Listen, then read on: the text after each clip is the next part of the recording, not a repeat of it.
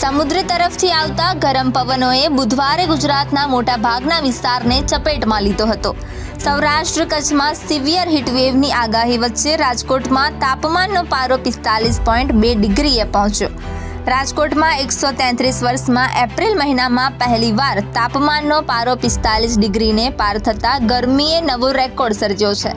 હજુ આગામી 24 કલાકમાં તાપમાનમાં મોટો ફેરફાર જોવા નહીં મળે.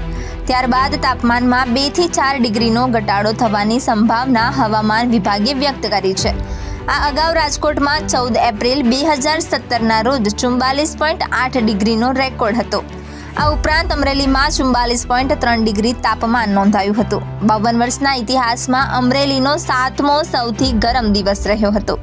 ડીસાના 43.6 ડિગ્રી તાપમાનના કારણે 93 વર્ષનો 10મો સૌથી ગરમ દિવસ રહ્યો, જ્યારે પોરબંદરનું 43 ડિગ્રી તાપમાનના કારણે 65 વર્ષના ઇતિહાસમાં 6થો સૌથી ગરમ દિવસ રહ્યો.